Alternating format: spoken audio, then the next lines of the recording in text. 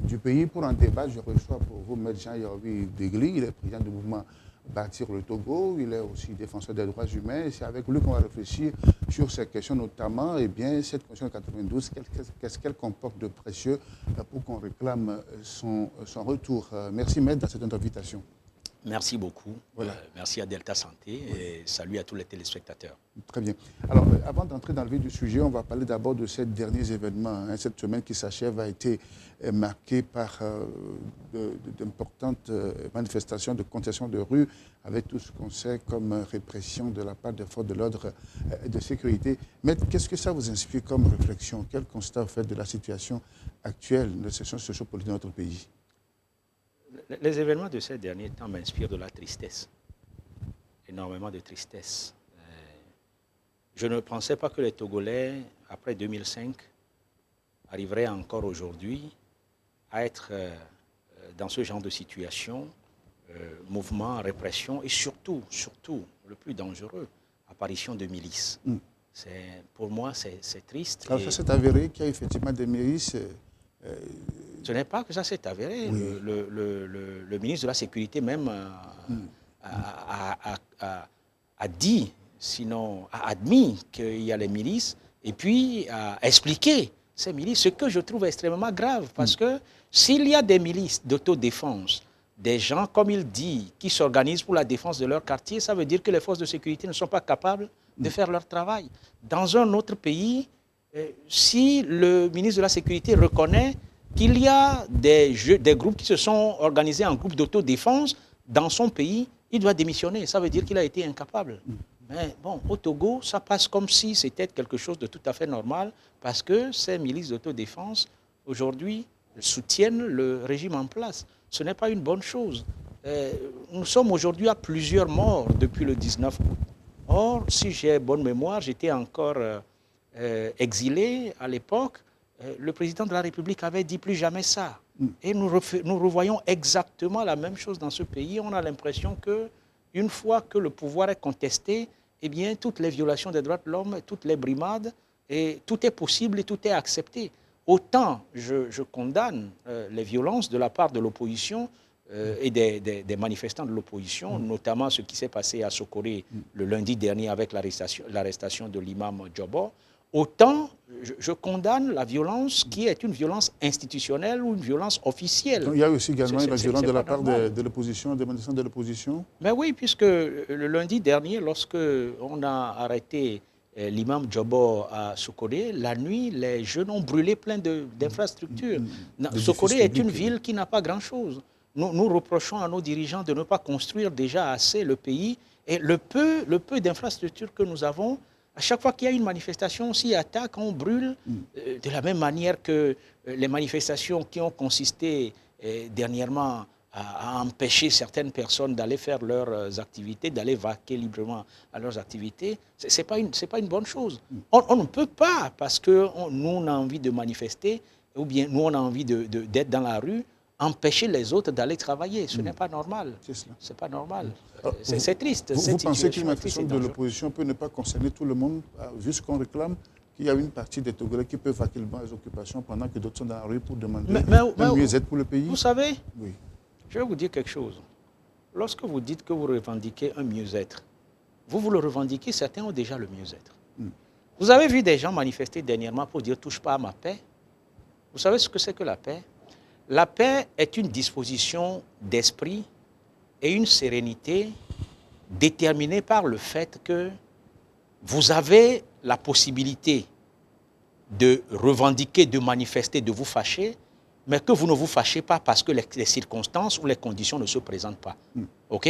Parce que vous êtes à l'aise, vous êtes satisfait et vous ne vous manifestez pas autrement. Vous ne manifestez pas de colère, vous êtes serein, vous êtes tranquille. C'est ça la paix. La paix, ce n'est pas quand j'ai le bien-être que je vous en prive et que vous ne pouvez pas dire non. Vous êtes obligé de dire oui. Vous savez, le oui n'a de sens que s'il vient de la bouche de quelqu'un qui peut dire non, mais qui ne le dit pas. Quand les gens ont manifesté dernièrement en disant « touche pas à ma paix », ce que ça a suscité comme réflexion chez moi, c'est que, mais oui, une partie du peuple togolais a la paix. Quand vous voyez la plupart de ceux qui ont manifesté, c'est des ministres, c'est des fonctionnaires d'un certain rang. C'est des gens qui ont les activités économiques de ce pays entre leurs mains. Et c'est des gens qui ont le bien-être dans le pays. Mais il faut que cette paix soit partagée. Excusez-moi, laissez-moi terminer. Oui, c'est des gens qui ont tous ces biens-là, qui ont manifesté, qui ont dit « touche pas à ma paix ». Eux, ils ont la paix. Ils n'ont aucune raison de manifester. Ils n'ont aucune raison de protester. Ils n'ont aucune raison de se plaindre. De l'autre côté, est-ce que les autres aussi ont la paix? Alors quand ils manifestent en disant « touche pas à ma paix », je dis oui, c'est symptomatique. Ils ont personnalisé la paix, ma paix. Or, nous avons besoin de la paix, c'est-à-dire une paix pour tous les Togolais. Nous avons besoin que la situation dans laquelle ils se trouvent et qui leur permette de ne pas avoir de raison de protester, que cette situation s'étende à tous les Togolais, que ça soit généralisé. Le jour où cette situation sera étendue à tous les Togolais, les autres aussi n'auront plus de raison de protester. Mais si nous n'étendons pas ce bien-être à tous les Togolais, les autres auront toujours les raisons de protester. Et c'est ce qui se passe actuellement. Des gens sont au pouvoir, ils sont tranquilles, ils sont contents, ils ont le bien-être économique, ils ont le bien-être matériel, ils ont les forces armées, ils ont tout avec eux. De l'autre côté, on a des gens qui n'ont rien. Dans ce pays, vous savez, si vous n'êtes pas adossé au régime, si vous êtes homme d'affaires, vous êtes mort. Vous n'aurez aucune affaire. Ou alors, si vous en avez, on vous détruira. On vous détruira. C'est ça le problème. Alors, est-ce que celui qui est dans cette situation, qui ne veut pas être avec le régime et qu'on asphyxie, qu'on étouffe, est-ce qu'on peut dire qu'il a la paix? Il n'a pas la paix. Il a des raisons de protester. Et à chaque fois que l'occasion se présentera, il va protester. Donc, voyez-vous, c'est très important de faire en sorte que le bien-être soit partagé. Les ressources de ce pays soient équitablement distribuées. Et surtout, quand les événements ont commencé, ce qui s'est encore passé, c'est qu'on a vu que certaines personnes qu'on considère comme étant des soutiens de tel parti d'opposition ou de telle personne de l'opposition, on a commencé à leur couper le contrat. Le pays ne peut pas fonctionner comme ça. Si c'est comme ça que le Togo fonctionne, donc la paix, malheureusement, ne sera que ma paix pour certaines personnes et la non-paix pour d'autres personnes. Et du coup, à chaque fois qu'il y aura des occasions de protester, les autres vont protester. Alors, retour encore sur cette violence de ces derniers jours. Les mercredis et jeudi dernier, on a manifesté dans les villes avec, justement, vous l'avez dit, l'apparition pour la première fois. Des milices, c'est symptomatique de notre lutte. C'est symptomatique. C'est au Togo que l'on voit ça. À part les pays qui ont connu la guerre civile, par exemple, vous allez au Rwanda, en Sierra Leone, au Libéria, en Centrafrique, vous n'avez pas les pays qui sont normalement calmes comme les nôtres, où les gens ne sont pas en guerre civile, où les deux parties du peuple ne sont pas armées, eh bien, vous n'avez pas de milices. Et c'est seulement dans notre pays que les gens manifestent et puis les milices sortent et les milices sont couvertes. C'est extrêmement dangereux. C'est extrêmement dangereux. Et nous ne savons pas, mais nous sommes en train de préparer je ne sais pas, la destruction de notre pays. Que certains se disent, bon, ok, nous avons les armes, nous sommes soutenus par l'armée c'est l'épine dorsale de notre pouvoir et nous pouvons tout nous permettre. Il faut penser à demain. Demain, ce pays, pour nos enfants, pour les enfants de nos enfants. Si l'autre partie aussi de la population arrive à s'armer et à jouer le même rôle, nous serons dans quelle situation? C'est ça. Nous serons dans quelle situation? C'est extrêmement dangereux. Donc ça vous inquiète, vous, les défenseurs des droits humains? Ça m'inquiète. Oui. Ça m'inquiète profondément. Ça m'inquiète d'autant plus que je crois que je suis passé dans tous les compartiments de la lutte pour mon pays et je sais ce que c'est que autoriser ces genres de choses. Autoriser des gens, des jeunes qui portent les armes, qui portent des gourdins, qui portent des machettes pour aller dire qu'ils sont en train d'assurer la sécurité d'un quartier où ils sont en train de briser les manifestations de l'autre côté, je sais ce que ça peut amener. Alors, cette interdiction de manifestation en semaine de la part du gouvernement, comment vous trouvez ça? Est-ce que c'est pour préserver cette paix, la paix là? Parce qu'il a été clair, vu les violences qui sont organisées à chaque manifestation, eh bien, est-ce que vous trouvez que c'est légitime que le gouvernement interdise justement ces manifs en semaine? Vous savez, je suis le rédacteur de la loi de 2011 sur les manifestations. C'est moi qui ai présidé la commission qui a rédigé cette loi et le gouvernement n'a pas changé un iota de cette loi. Il y a le professeur Kokoroko et le professeur Koda qui avaient fait, m'a-t-on dit, un projet pour le gouvernement. Le projet, nous l'avons trouvé vraiment liberticide, en tout cas en ce qui nous concerne, nous militants des droits de l'homme. Et moi, j'ai descendu les 28 ou 29 articles qu'il y a dedans en faisant l'analyse article par article. À la suite de ça, le ministre Bodiona m'a dit que le gouvernement souhaitait que j'aide à rédiger une meilleure loi. Et nous l'avons fait. le président de la CNDH de l'époque, M. Kounté, le juge Kounté, était mon adjoint. Nous l'avons fait. Dans cette loi, il n'y a pas de possibilité d'interdire les manifestations d'une façon générale. La possibilité qu'il y a pour le ministre, c'est d'interdire les manifestations au cas par cas. OK?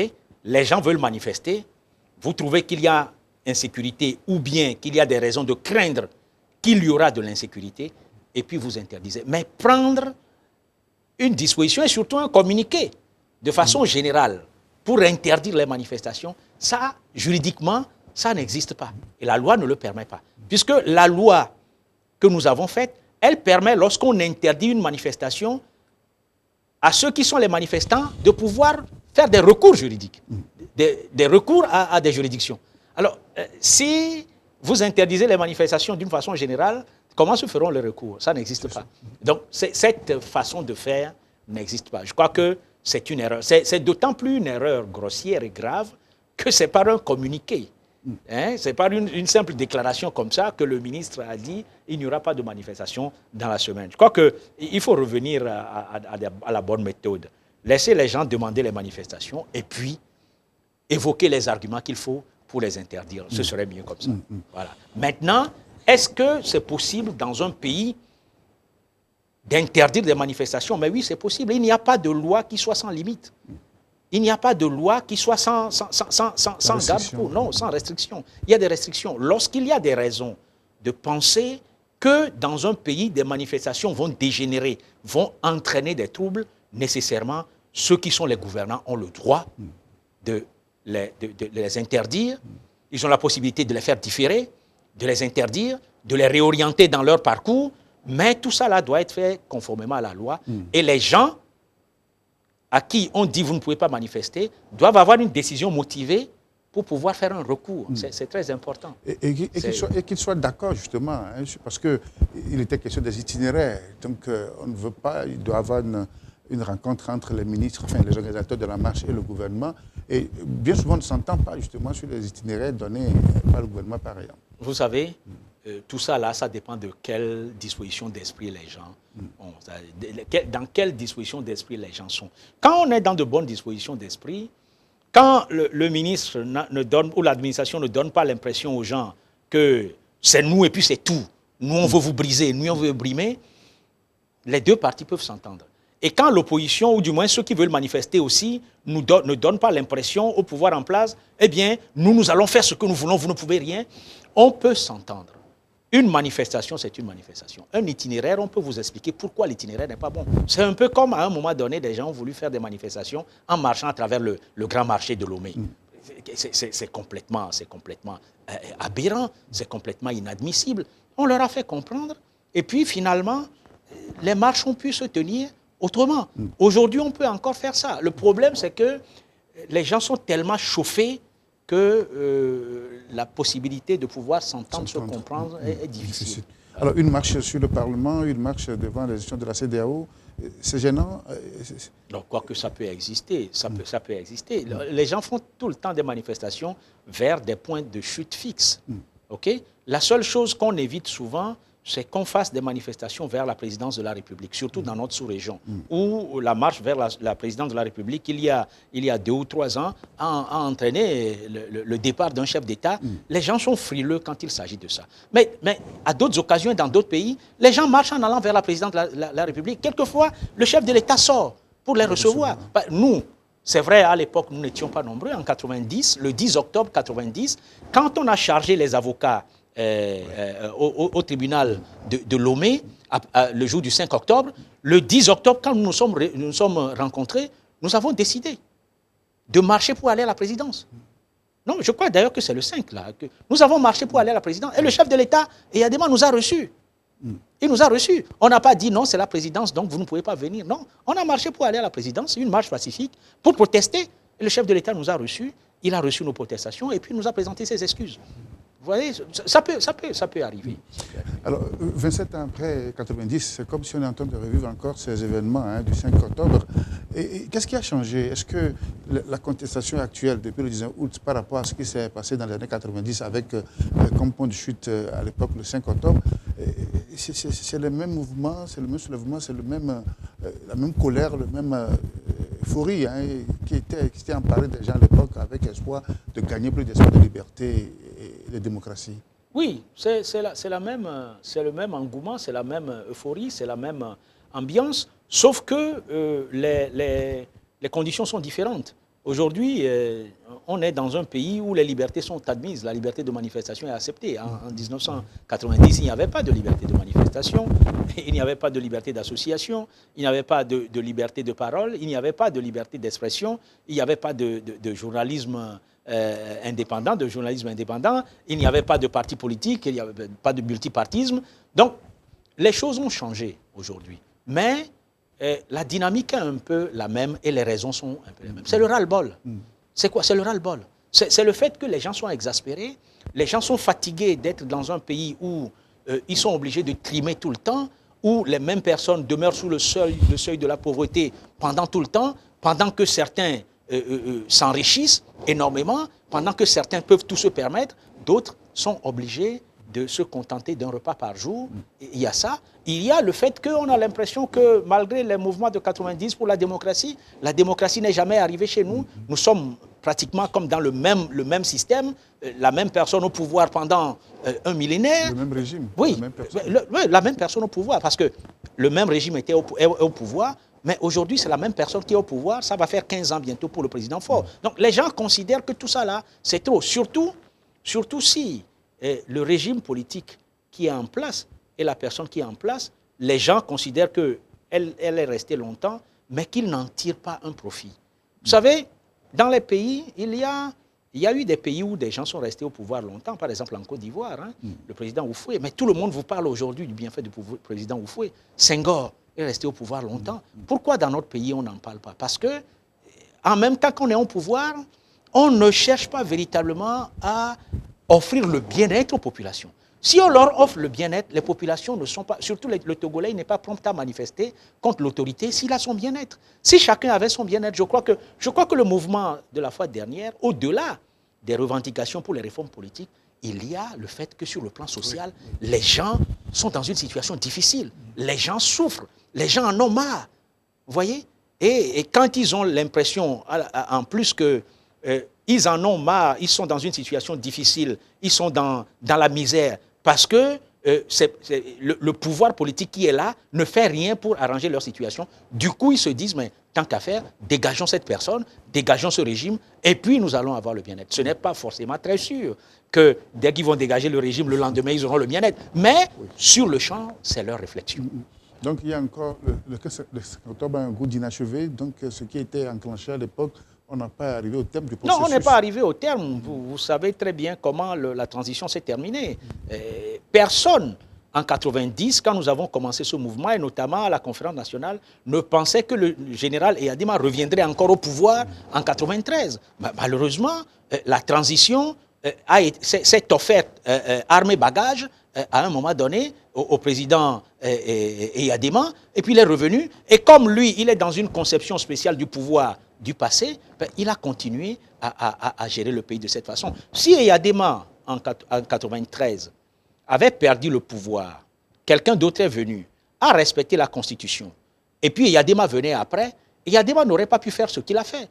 C'est-à-dire on n'aurait pas eu la modification de la Constitution en 2002, on n'aurait pas eu la situation que nous avons aujourd'hui. J'ai entendu la fois dernière, par exemple, un professeur à l'université, lors du colloque, dire, oui, c'était le 13 matin, dire, oui, la Constitution de 92, en fait, c'était un règlement de compte.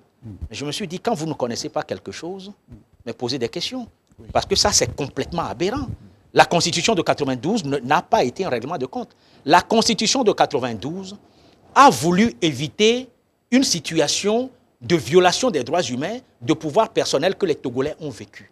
Mais la Constitution de 92 n'a pas été faite contre Eyadema. Elle ne peut pas être faite contre Eyadema. Parce qu'au moment où on faisait cette Constitution, tout le monde savait que Eyadema quitterait le pouvoir, qu'il ne pouvait plus revenir. À la conférence nationale, où on a décidé des principes fondamentaux qui doivent gouverner cette Constitution, de ce qui doit être dedans, du régime que nous voulons et tout, mais tout Tout le monde était persuadé que Yadema ne reviendrait pas au pouvoir. Alors, comment est-ce qu'on peut faire une constitution qui soit un règlement de compte contre lui? C'est-à-dire, il y a des choses que l'on dit quelquefois qui sont à la limite de l'ineptie et de je ne sais pas quoi dire, mais il faut faire attention. C'est-à-dire, ce n'est pas parce que nous avons envie de plaire que nous pouvons tout dire. Quand j'ai entendu ça la fois dernière, je me suis dit, je crois que nos jeunes frères ne questionnent pas très bien l'histoire, n'apprécient pas très bien les choses avant de parler. Parce que ça n'a pas existé. Et c'est à cause de ça que quand les gens disent que la Constitution de 92, qu'elle avait été faite contre Yadema, je dis non. D'abord, les choses qui étaient dans cette Constitution que Yadema n'appréciait pas, Yadema a tout fait pour qu'on les enlève de la Constitution. Et c'est seulement après cela qu'il a appelé à aller voter pour cette Constitution. Et le discours qu'il a fait à l'époque, je dis les gens n'ont qu'à le prendre pour le lire. Si c'était un règlement de compte contre lui, si c'était une constitution qu'on a faite contre lui, mais Yadema n'aurait pas fait ce discours. Yadema, tout le monde le connaît. Ce n'est pas le genre de personne à qui tu peux imposer des choses facilement. Il a tout fait pour que il y a le terme tyrannie dans le préambule, ça ne lui plaisait pas. Il y a l'article 61 qui l'empêchait d'aller aux élections, ça ne lui plaisait pas. Un certain nombre de choses, il a demandé. Et on a fait une commission mixte paritaire. Et quand la commission a toiletté la Constitution, en tout cas, a enlevé ces éléments qui ne lui plaisaient pas, on lui a apporté, il était d'accord. Et c'est là où il a appelé lui-même d'abord les militaires et les anciens combattants à Kara pour leur dire que c'est une bonne constitution et qu'ils doivent l'accepter avant de faire son discours le 26, le 26 ou le 25, le vendredi 25, il a fait son discours pour appeler les gens à aller voter cette constitution. Alors quand on vient me dire que la constitution de 92 est un règlement de compte contre quelqu'un, je dis mais c'est extrêmement grave, c'est dangereux, tout simplement parce que, nous voulons plaire, nous voulons qu'on dise que c'est nous qui avons dit ça en faveur du régime. Il faut éviter ça. Il faut que les Togolais prennent le débat aussi bien politique, social et autres de façon objective. OK? Aujourd'hui, on dit fort n'a qu'à partir. Le débat ne doit pas se poser en ces termes. Le débat devait se poser dans les termes nous voulons ceci, il faut que cela soit fait. Objectivement, qu'est-ce qu'on peut accorder à celui qui est au pouvoir et qu'est-ce qu'on peut lui refuser? En analysant, en tenant compte de l'intérêt général, on finira par trouver un terrain d'entente. On finira par trouver un terrain d'entente. Si Faure n'a pas bien conduit le pays, s'il n'a pas donné le bien-être qu'il faut, s'il n'a pas partagé comme il faut, s'il n'a pas fait punir ceux qui détournaient, on peut toujours discuter de ça et peut-être on peut trouver des solutions pour arranger. Et puis remettre en place ce qu'il a fait de bien. Comme j'ai dit pour Yadema lors de la rédaction de mon rapport général pour la conférence nationale, 24 ans, Yadema faisait 24 ans à l'époque. Et je disais, 24 ans ne peuvent pas être faits que de fruits mauvais. Et Yadema a fait des choses, en tout cas son régime a fait des choses qui sont de bonnes choses. Après, il faut qu'on ait la tête froide pour remettre chaque chose à sa place. Il faut donner César à César. Et quand on pose le débat de cette façon, l'autre a beau être opposé, il a beau être réfractaire, il finit par garder raison. C'est de cette façon que moi, en tout cas, au niveau du phare, avec mes collègues, nous avons réussi à convaincre Yadema d'accepter un certain nombre de choses qu'il n'aurait jamais pu accepter autrement. Voyez-vous? Aujourd'hui, il faut aussi savoir comment traiter avec ceux qui sont là et leur faire comprendre. Surtout, quand l'opposition n'a pas les armes de sa lutte. OK? Il faut faire le combat des armes dont nous disposons. Est-ce que l'opposition peut aujourd'hui faire renvoyer M. Faure Gnassingbé du pouvoir? M. Faure Gnassingbé a toute une armée avec lui. Vous dites que non, qu'il faut qu'il y ait son départ immédiat. Est-ce qu'on est capable d'avoir ça? Donc il faut faire la politique de nos moyens, c'est important. Voilà, justement, vous peut-être faire rapidement la transition aussi vers le fond du problème. Cette question de retour à la Constitution de 92. Est-ce la solution? Alors, que contient justement cette Constitution pour faire changer les choses dans l'état où elles sont actuellement? La Constitution de 92 est une Constitution véritablement démocratique. Elle est très démocratique. Que l'on dise qu'elle peut avoir... Pourtant, certains pensent, l'opinion pense qu'elle n'est pas aussi très correcte. Non. Ils ne disent pas qu'elle n'est pas démocratique. Ils disent qu'il y a des imperfections. Oui. Ce qui est autre chose. Les imperfections, c'est quoi? Les imperfections que les gens trouvent dans cette Constitution, c'est par exemple quand la Constitution a mis 45 ans comme âge pour aller aux élections. Okay? Aujourd'hui, les gens pensent que c'est une imperfection. Au sortir de la conférence nationale, ce n'était pas forcément une imperfection. OK? La répartition des pouvoirs entre le chef de l'État et le Premier ministre, dans un régime semi-présidentiel. les gens pensent que ce sera difficile si le Premier ministre vient de l'opposition et le chef de l'État n'a pas la majorité. Ce sera difficile. Dans tous les cas, le régime semi-présidentiel à appliquer en Afrique, c'est extrêmement difficile. Parce qu'à chaque fois que le président de la République et le Premier ministre ne sont pas du même bord, comme nous ne sommes pas encore très mûrs dans les principes démocratiques, la pratique démocratique, il y a des frictions. Oui. C'est tout à fait normal. Et c'est à cause de ça que l'APED, Association pour la promotion de l'état de droit, dont Jovi Gali était président et moi j'étais secrétaire général adjoint à l'époque, avait proposé à la conférence nationale qu'on aille plutôt à un régime parlementaire. Un régime comme en Allemagne, où le président de la République n'est pas élu au suffrage universel et c'est le Premier ministre qui est membre du parti majoritaire qui gouverne le pays en réalité. Bon, malheureusement, la conférence nationale n'a pas accepté. Donc, la constitution de 92 est une constitution véritablement démocratique. Tous les principes démocratiques. Et c'est une constitution, l'une des meilleures du monde en matière de principes des droits de l'homme. Tous les principes des droits de l'homme y sont inscrits. Tous les principes. Et puis, nous avons même fait inscrire tous les instruments des droits de l'homme que le Togo a déjà ratifiés ou qu'il viendrait à ratifier. Donc, c'est vous dire, ce dont le Togolais avait souffert le plus sous le régime Eyadema, même sous le pouvoir de Olympio, c'était les violations des droits de l'homme. Et lorsque nous sommes arrivés à la conférence nationale, cela a été la préoccupation fondamentale des délégués. Et on a mis ça. Donc, c'est une très bonne constitution. Qu'aujourd'hui, on lui trouve quelques lacunes, c'est tout à fait normal. Toutes les constitutions ont des lacunes. Même les plus anciennes, la constitution américaine, la constitution française, la constitution allemande, ils ont des lacunes. Mais c'est à la pratique qu'on remarque les lacunes et qu'on rectifie le tir. On n'a pas appliqué notre constitution. Et Eyadema a refusé de l'appliquer. Avant de mourir, il a fait modifier la constitution qui a été vidée de sa quintessence véritablement démocratique. Aujourd'hui, quand on dit que non, que cette constitution a des lacunes, on se pose des questions. À partir de quelle pratique vous avez trouvé qu'elle a des lacunes, puisqu'on ne l'a jamais appliquée. Mais, globalement, c'est une constitution qui est très bien faite, sauf que la difficulté des relations Premier ministre, Président de la République dans le partage, la répartition des pouvoirs va se poser. Ça a été rectifié par Eyadema, en tout cas, il a changé beaucoup de choses là-dedans. Mais qu'on dise aujourd'hui de revenir à cette constitution, cela n'aurait pas été un problème si on n'avait pas deux partis antagonistes dont l'une veut, l'autre ne veut pas. Mais je vais vous dire, la demande de retour à la Constitution de 92, ce n'est pas de gaieté de cœur comme ça que les gens l'ont faite. Depuis 2006, il a été demandé par l'accord politique global de faire des réformes constitutionnelles. Et la base, c'est de revenir aux fondamentaux de la Constitution de 92. Le pouvoir a bloqué les réformes. Et en 2016, on nous a même dit carrément que l'APG est caduque. Et puis, on a mis en place entre-temps une commission pour aller demander aux gens quel type de réforme ils veulent. Mais les gens ont trouvé que, franchement, c'est une façon de les mépriser que de venir leur demander quelle réforme ils veulent. Alors que l'accord politique global a déjà précisé ce qu'il faut. Qu'on vienne leur demander cela, ils ont compris que c'est juste pour jouer la prolongation. Et puis de deux, que c'est une... Et c'est comme ça que, c'est de là qu'est sortie cette idée. Eh bien, comme vous ne savez pas quelle réforme nous voulons, nous avons déjà adopté une constitution à près de 98% ou plus de 90% des voix, mais prenez-la nous, ramenez-la nous. C'est ça la réforme que nous voulons. Mais c'est comme ça que c'est parti. C'est légitime cette réclamation. Mais c'est légitime. La seule chose, c'est que au jour d'aujourd'hui, est-ce que c'est envisageable de revenir à la Constitution de 92?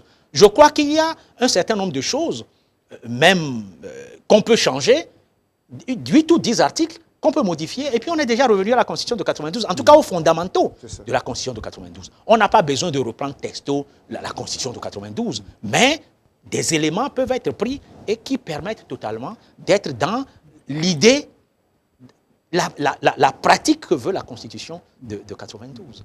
Hein? C'est comme ça que cette revendication est venue. C'est ça. Alors, il y a 25 ans, cette Constitution a été votée. La dernière fois, il y a eu un colloque d'intellectuels à l'université, justement, autour. Vous pensez que c'est opportun d'organiser ce colloque dans les conditions actuelles à sujet de cette Constitution?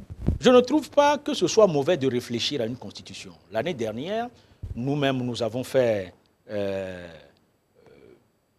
des manifestations en ce qui concerne la conférence nationale, Oui. pour les 25 ans de la conférence nationale. Donc, je ne trouve pas que ce soit une mauvaise chose. La seule chose, c'est que on n'a pas eu l'impression que ce colloque nous ait apporté quelques solutions, que ce soit aux problèmes que traverse le Togo. Vous savez, les intellectuels ont fait leur blabla habituel, ils ont discuté, et puis il n'y a pratiquement rien de concret qui permette de dire demain que, bon, ok, les Togolais peuvent tirer une leçon ou bien peuvent tirer quelques éléments, que ce soit de ce colloque pour pouvoir régler leurs problèmes. C'est ça la difficulté.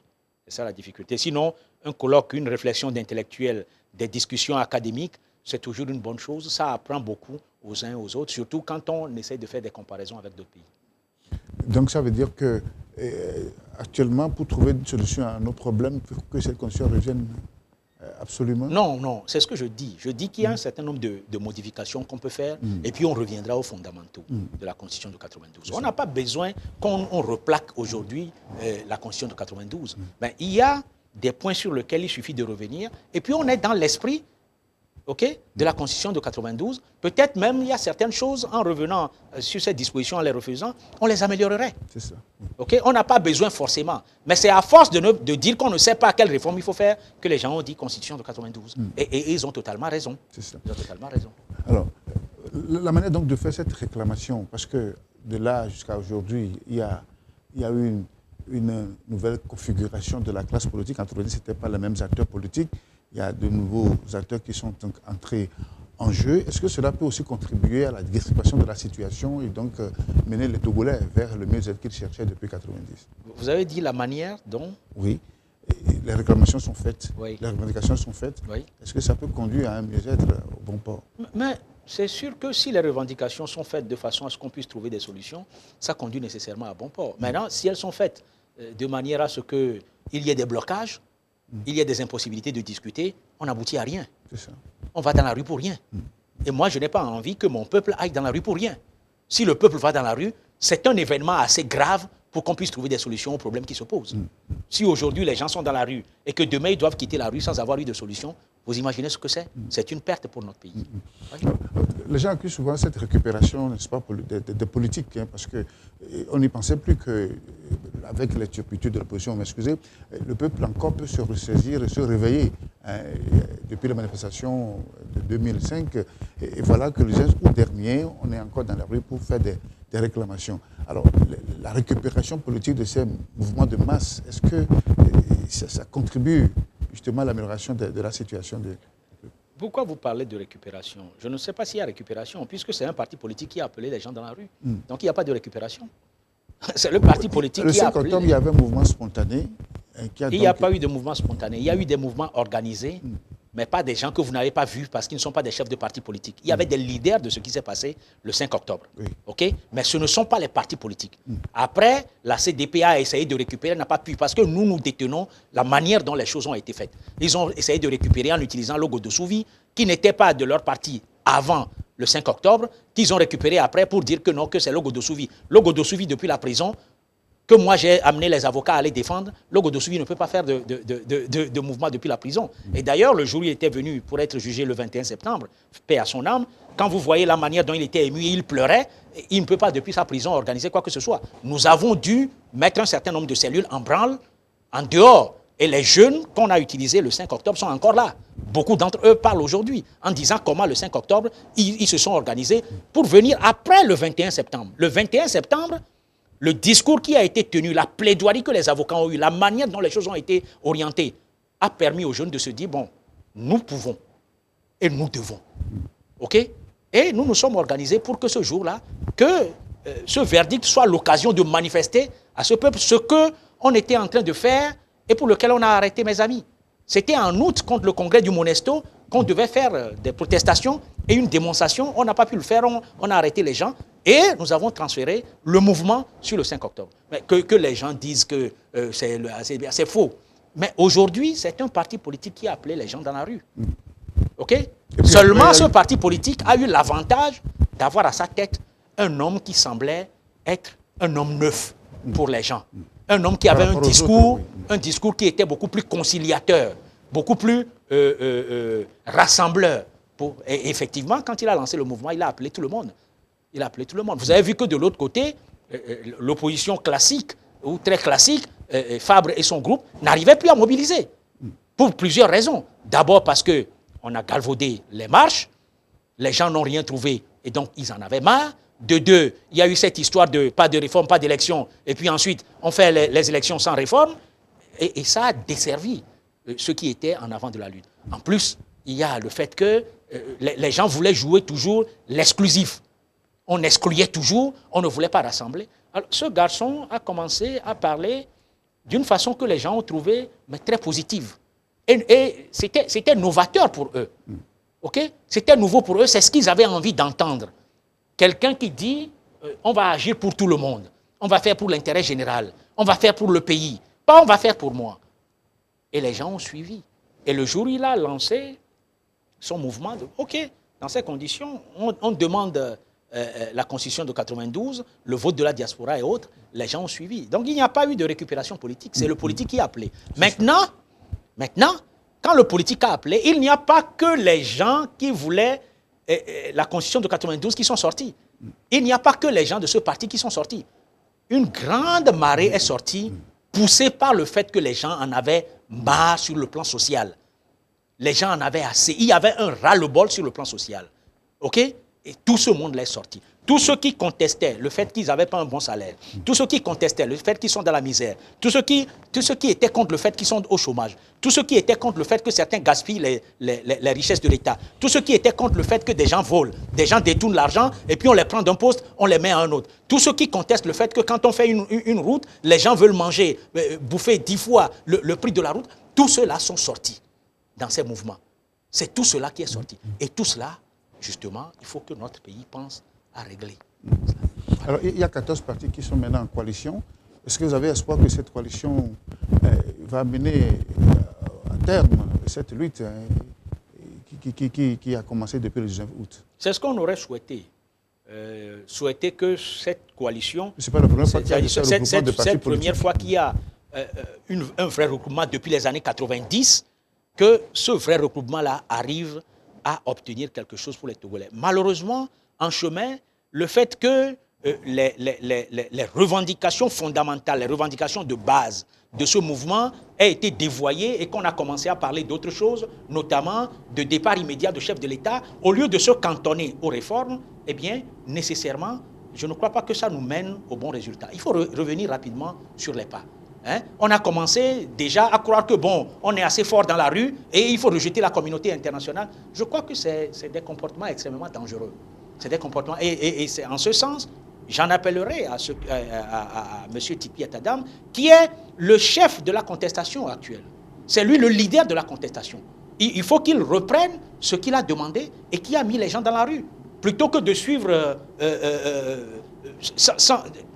des revendications qui n'aboutiront à rien du tout. Parce que cette revendication-là, l'opposition, la contestation dans la rue, n'a pas les moyens pour la faire aboutir. Le départ de Faure Gnassingbé, dans l'immédiat, il n'y a aucun moyen de faire aboutir aujourd'hui cette revendication. Nous n'avons pas une armée qui va, ou bien des forces de l'ordre qui vont réfréner devant la répression, comme au Burkina Faso. Nous n'avons pas une armée qui est assez républicaine pour dire au chef de l'État, écoutez, les gens sont dans la rue, ils manifestent, on ne peut pas tirer sur eux, quittez. Alors, il faut faire la politique de ces moyens.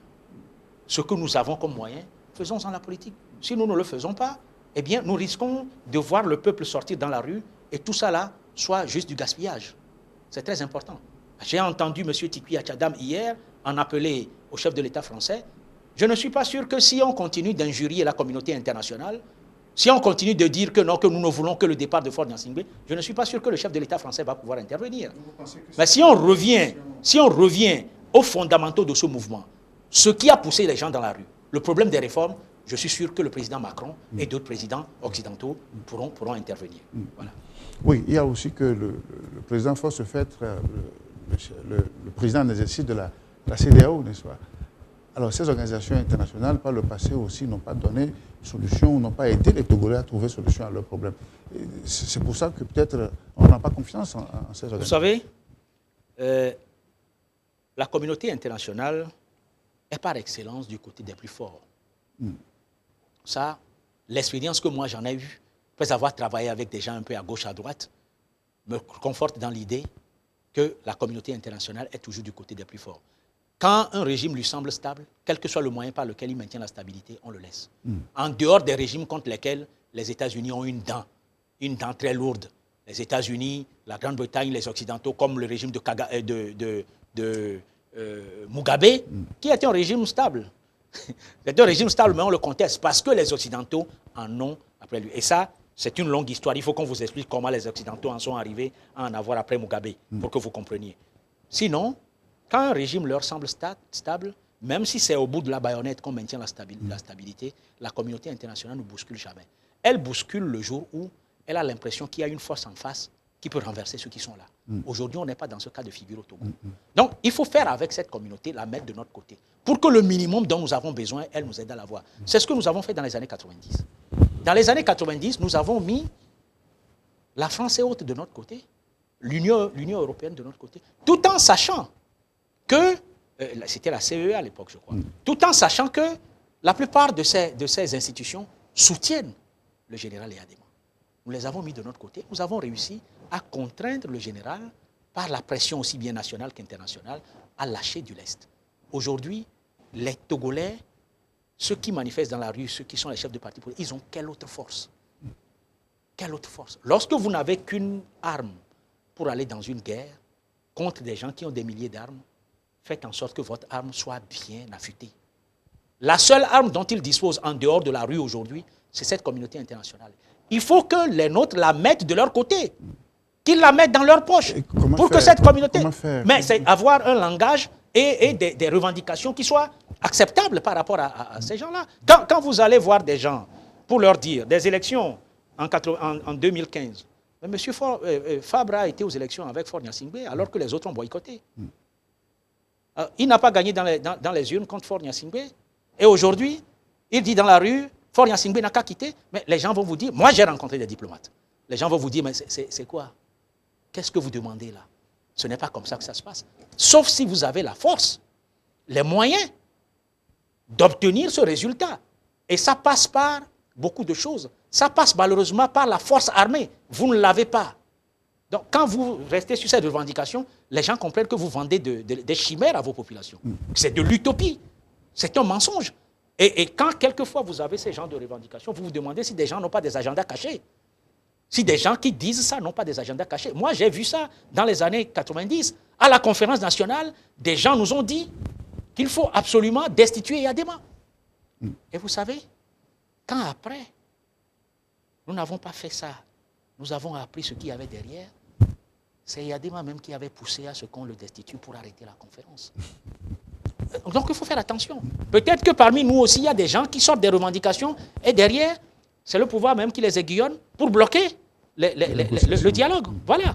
Parce que quand on dit, nous ne voulons que le départ de Faure Gnassingbé et que le régime dit, ils n'ont qu'à aller déclarer que ce n'est pas ce qu'ils veulent avant qu'on ne fasse des concessions. Vous voyez que tout est bloqué. Qui va aller dire en public, qui de ces leaders-là va aller dire aux gens, ce n'est plus ce que nous voulons. Mais non. Le pouvoir doit normalement proposer un agenda de négociation. Un agenda de négociation qui n'intègre pas le départ de Faure Gnassingbé. Si l'opposition refuse, bon, le pouvoir peut avoir raison de dire, OK, j'ai proposé des discussions sur tout ce que vous voulez dans la rue, sauf ce qui n'est pas faisable, et puis les gens refusaient. Mais nous ne le faisons pas. Donc, aujourd'hui, il faut que l'opposition, dans sa rencontre avec la communauté internationale, les diplomates, il faut qu'elle revienne à ce qui est acceptable. Ce qui est acceptable, c'est ce qui a commencé, c'est les revendications qui ont porté le mouvement du 19 août 2017. C'est acceptable et c'est discutable. Mais quand on dit, c'est le départ. Aujourd'hui, la seule chose qu'on veut négocier, si on s'assoit à une table, c'est le départ de Faure Gnassingbé. Ils vont le faire par quoi? J'ai appris que lors des mouvements, d'un des mouvements, le chef de file de l'opposition est monté à Décon sur l'estrade pour dire je voudrais remercier tous les militaires avec qui j'ai parlé et je voudrais leur dire qu'il ne leur arrivera rien. Mais ça, c'est la pire aberration. À supposer que véritablement, il ait eu un contact avec certains militaires. Est-ce qu'il faut aller le dire en public qu'on a eu un contact avec les militaires? Si vous le dites, les militaires se retourneront immédiatement parce que vous aurez trahi ce que vous avez discuté avec eux. Même si c'est tout juste pour leur dire que non, que leur sécurité sera garantie, comme il l'a dit, vous aurez créé un problème. S'ils avaient envie de vous suivre, ils ne vous suivront pas. À supposer qu'ils ne l'aient pas fait et que c'était juste pour faire du show, du populisme, comme les Togolais savent bien le faire. À supposer que c'est ce qu'il a fait, ça veut dire que si des gens avaient dans l'armée l'idée d'obliger le chef de l'État à partir, ils ne le feront plus jamais. Alors, à quel service est-ce que le chef de file de l'opposition a rendu à cette lutte-là dans ces conditions? Il faut qu'on revienne à ce qui est normal. On n'a pas les moyens d'une certaine politique, mettons ça de côté. Prenons la politique dont nous avons les moyens et puis allons, discutons-en avec la communauté internationale. Je suis persuadé que le président Macron interviendra si nous ne demandons que ces réformes-là et de la meilleure manière possible. Je suis persuadé que la chancelière allemande interviendra. Je suis persuadé que d'autres présidents interviendront. Et je suis persuadé que les présidents de la sous-région, qui pensent déjà que notre pays est le seul aujourd'hui où il n'y a pas d'alternance, ils interviendront. Mais si vous leur dites que non, que nous ne voulons que le départ immédiat de celui qui est au pouvoir, comment voulez-vous qu'ils viennent pour dire à celui qui est là, qui est leur collègue, allez dégager parce que votre population... Non, soyons sérieux. Soyons sérieux. Faisons la politique de nos moyens. Alors, autre revendication, c'est le vote de la diaspora. J'ai entendu dire que c'est l'opposition à l'époque qui avait refusé ce vote de la diaspora. Est-ce vrai? C'est possible. Je n'étais pas au Togo quand le vote de la diaspora a été refusé. Parce qu'au moment où on a rédigé la Constitution, moi, je l'ai porté à l'Assemblée, mais il n'y avait pas de vote de la diaspora là-dedans. Okay? Puisque j'étais chargé des relations avec le Parlement et porte-parole du gouvernement. Il n'y avait pas de vote de la diaspora là-dedans. Les discussions qu'il y a eu sur le vote de la diaspora, je ne sais pas. Mais on m'a dit que, à mon départ, Abdou Touré Chiaka, qui était le ministre des Affaires étrangères à l'époque, avait fait une sortie en disant, mais à l'intérieur, nous avons déjà des difficultés pour assurer une sérénité aux élections, pour avoir des listes électorales qui ne soient pas des listes truquées, pour avoir des élections qui ne soient pas des élections truquées. Et vous pensez qu'au jour d'aujourd'hui, nous allons pouvoir le faire au niveau de la diaspora? Nous ne pourrons pas. Donc, il a dit, niet, on n'ira pas là. Maintenant, quel est le parti d'opposition qui, à l'époque, est intervenu sur le même sujet? Je ne saurais vous le dire. Voilà. Et dans l'état actuel, est-ce que ce vote de la diaspora peut être organisé, puisque les raisons évoquées à l'époque, si c'était le cas, est-ce que ces problèmes sont résolus pour qu'il y ait un vote vraiment... Ces problèmes n'ont pas besoin d'être totalement résolus. Il faut essayer d'engager. Les pays le font. Il y a plusieurs pays de la sous-région qui font le vote de la diaspora et qui n'ont aucune difficulté.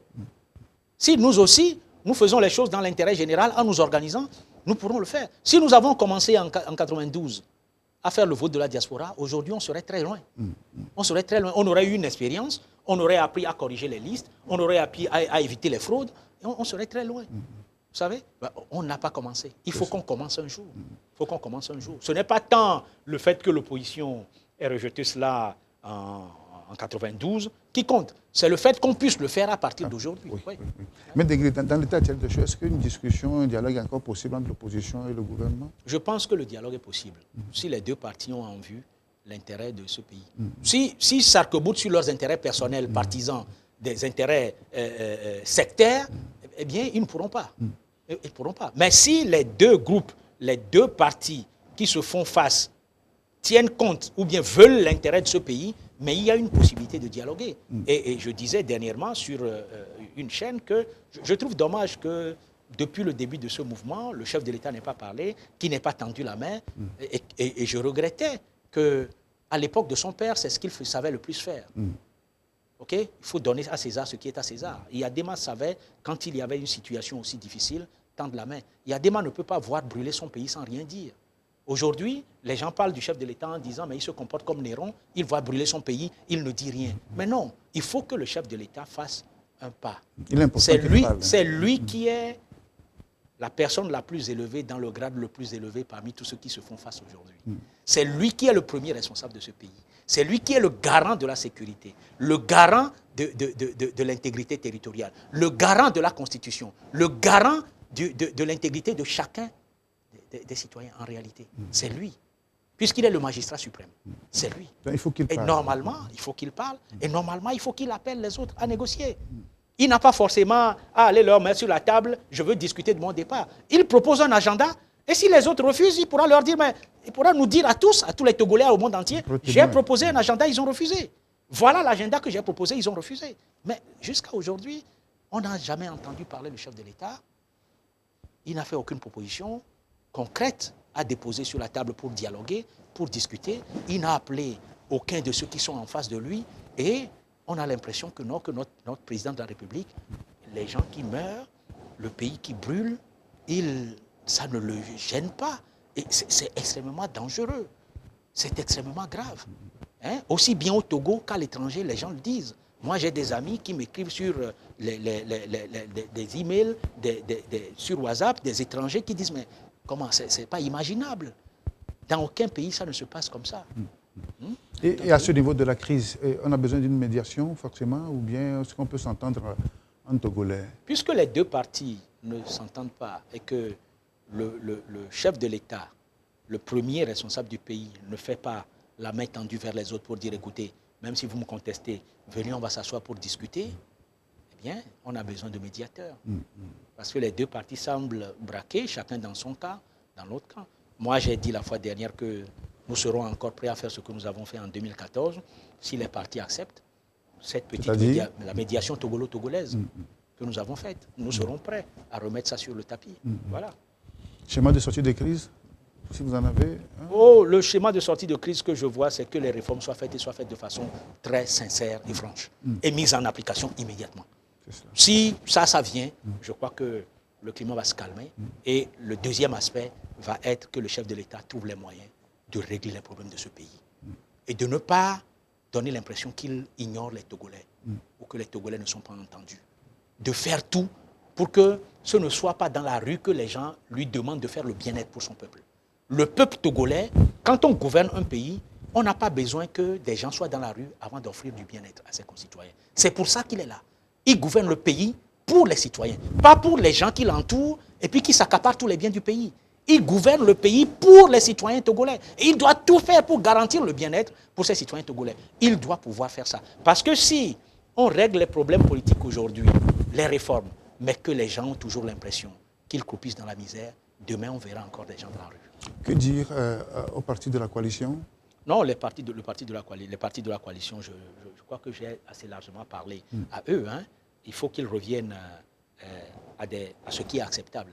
Aux fondamentaux de la lutte qui a commencé le 19 août. Il faut qu'ils fassent la politique de leurs moyens et il faut qu'ils aient une stratégie. On a encore l'impression cette fois-ci que l'opposition n'a pas de stratégie, qu'il n'y a pas de plan B. Et qu'une fois qu'on a eu la tête dans le guidon, c'est fini. On a oublié et on va droit dans le mur, on n'arrive pas à dévier. C'est très important. Et surtout, que ceux qui ne jouent pas les extrêmes dans cette coalition aient le courage de leur opinion et de leur position. Qu'ils ne se cachent pas derrière ceux qui veulent jouer les extrémistes en se disant « oui, si nous disons quelque chose, on va nous le reprocher ». Non. Aujourd'hui, ils n'ont qu'à prendre leurs responsabilités. L'histoire retiendra qu'ils ont pris leurs responsabilités. C'est très important. C'est cela. Voilà. Et les manifestations, puisqu'on a l'impression que maintenant, pratiquement chaque semaine, il y a 2 jours de manif. Oui, c'est ce que je disais. Il ne faut pas non plus tirer sur les cordes n'importe comment. Les gens ne peuvent pas aller au marché quand on fait des manifestations. Les gens ne peuvent pas aller travailler. Les émigrants qui sont la plupart de nos jeunes désœuvrés ou alors des jeunes diplômés mais qui n'ont pas d'activité ne peuvent pas travailler, à un moment donné, ça peut se retourner aussi contre ceux qui appellent aux manifestations. Parce que je suis prêt à faire les manifestations 1 fois, 2 fois, 3 fois. 4 fois, je n'ai plus de moyens, je n'ai pas d'argent dans ma poche. J'ai besoin d'aller travailler, je ne peux pas aller travailler, eh bien je vais me retourner contre ceux qui appellent aux manifestations. Ça aussi, c'est dangereux. Donc il faut savoir raison garder et utiliser toutes les armes dont on dispose avec mesure. Si on ne les utilise pas avec mesure, on risque d'aller à l'extrême. Vous savez, je rappelle souvent quelque chose aux gens. La grève générale illimitée de 92. La grève générale illimitée de 92. Vous savez, on a fait ces 8 mois ou ces 9 mois de grève sans rien obtenir, alors qu'on a dit aux gens que Yadema va démissionner si on fait la grève. Quand Yadema n'a pas démissionné, les gens sont revenus, ils ont perdu leur boulot, leur commerce a périclité, ils ont perdu la vie de leurs enfants, des gens ont été blessés, des gens sont restés en exil, et bien ils se sont retournés contre l'opposition, et notamment contre le professeur Léopold Ninevi, en disant, mais il nous a conduits dans le chaos. Si aujourd'hui, ceux qui sont dans la coalition n'arrivent pas à faire en sorte que ce mouvement aboutisse, et si ce mouvement doit détruire la vie de plusieurs personnes sans rien donner, on risque d'avoir exactement la même chose. Et la conséquence, c'est quoi? C'est que les gens sont découragés, les gens en ont marre, contre vous, qui les appelez aux manifestations, et demain, quand vous les appelez, ils n'iront pas. Donc, dans toute chose, il faut mettre un équilibre. Et ça nous manque. Ça nous manque, il faut mettre un équilibre. Moi j'ai fait les manifestations dans les années 90, je les ai dirigées, j'ai été la cheville ouvrière, le point focal de tout ce qui s'est passé en 90, 91, mais à chaque fois que les gens ont voulu me déborder, je leur ai dit non. Je suis allé dans la rue pour parler aux gens. Quand, dès le départ, le premier jour, les gens ont commencé à bailler, à chanter, Kablengoti, on les voyait, tout ça, je suis allé dans la rue. Et je leur ai dit non, notre mouvement n'a pas ce sens-là. Je leur ai demandé, mais combien de Kabyais voyez-vous qui soient avec Eyadema ou qui aient mis Eyadema en place? Regardez autour de lui. Les Kotivi la clé, les Edem Kodjo, les Mivedor et autres. Ils sont Kabyais. Vous n'allez pas me tenir ce langage-là. Vous n'allez pas avoir ces chansons-là dans la rue. Les gens ont voulu me lyncher à baie. J'ai résisté. Je leur ai dit, c'est comme ça. Je vous ai appelé pour des mouvements. Je voudrais que le mouvement respecte les règles. Le Kabyais souffre dans ce pays autant que l'Évé, que le Mina, que l'Ana, que la Kosso. Il souffre autant que le Kotokoli, le Tchokosi, des agissements du régime. Alors, vous vous élevez contre ces gens-là, pourquoi? C'est des Togolais comme tous les autres. Et les gens m'ont entendu et ils ont arrêté. Il faut être capable, quand vous êtes à la tête, vous êtes leader, de vous imposer comme leader. Quelquefois, les gens vont vous contester dans l'immédiat, mais le lendemain, ils se rendront compte que c'est vous qui avez raison. C'est très important. Il faut recadrer, soit tous ces manifestants. Parce que comment est venue cette histoire de départ immédiat de Fort? C'est certains manifestants qui ont dit ça au moment où les gens marchaient. Et puis, c'est fini. Le leader est parti suivre. Attends, j'ai mes brebis, je suis le berger. Je deviens après la brebis pour les brebis. Moi, le berger, je deviens la brebis pour les brebis, mais non. Le leader, c'est celui qui a l'idée pour diriger, pour amener vers. C'est pourquoi on l'appelle leader. C'est lui qui dirige. Ce n'est pas lui qui se fait diriger. Que les gens disent ça, ok, on a entendu. Vous leur expliquez, ok, on a entendu. Mais restons à ce que nous demandons. Avec ça, nous allons faire partie Fort Gnassingbé. C'est simple, c'est la foule. Mais lorsque vous dites aux gens, parce que les gens ont dit, nous voulons si vous sortez. Donc, si les gens disent demain dans les mouvements, nous voulons que le pays brûle, allez, on va brûler le pays. Ils ne peuvent pas faire ça. Donc, il faut que les leaders jouent le rôle de leader et surtout qu'ils savent faire l'équilibre pour permettre que le pays obtienne ce dont tout le monde a besoin, c'est-à-dire ces réformes et leur application dans l'immédiat. Mais Desglen, dernier mot pour clôturer cette émission? Non, mon dernier mot, je crois que je l'ai déjà dit. Et je rappellerai tout simplement au chef de l'État, j'en appelle à lui, au président Fort Gnassingbé, il gouverne le Togo. Il ne gouverne pas l'opposition, il ne gouverne pas la rue. Les Togolais manifestent dans la rue. Il doit entendre le cri de ces Togolais qui ne sont pas de son bord, qui veulent la paix autant que ceux qui sont de son bord veulent préserver leur paix à eux. Il faut qu'il fasse en sorte que la paix devienne un bien partagé par tous, que la paix ne soit pas seulement pour les gens de UNIR qui disent dans la rue ne touchez pas à ma paix, mais que tous les Togolais puissent dire demain ne touchez pas à notre paix. Et à l'opposition, je voudrais dire qu'il est temps.